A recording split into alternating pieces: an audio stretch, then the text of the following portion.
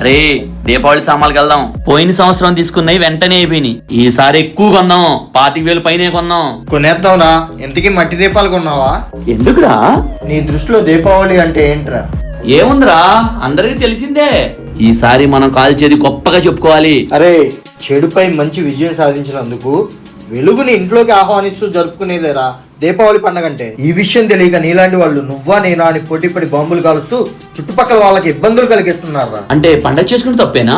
ఎలా చేయాలో తెలుసుకోపోవడంతో. నాకు తెలుసు సార్, మీరు చెప్పండి తోరా. ఎటగారం బాగా ఎక్కువైంది. అయినా మనం పండగ పేరుతో చేసే విధ్వంసం వల్ల మన ఇంటి చుట్టుపక్కల ఉన్న ముసలి వాళ్ళు, హార్ట్ పేషెంట్స్, చిన్న పిల్లలు, ఆఖరికి మోగజీవాలు ఎంత ఇబ్బంది పడుతున్నాయో తెలిస్తే మనం ఇటువంటి పనులు చేయవురా. ఇది నేను మొదలు పెట్టింది కాదు, ఇది నాతో ఏం ఆగదు. ముందు నువ్వు మారు. నిన్ను చూసి 10 మంది మారుతారు, 10 మందిని చూసి 100 మంది మారుతారు. బాంబులు కొంటానన్నావు చూడు, ఆ డబ్బులు ఆపదలో ఉన్న వారికి ఎవరికైనా సాయం చేయి. వాళ్ళు నిన్ను దేవుడిలా చూస్తారు. నిజమేగా ఫ్రెండ్స్, నేను మారాను, మీరు మారండి.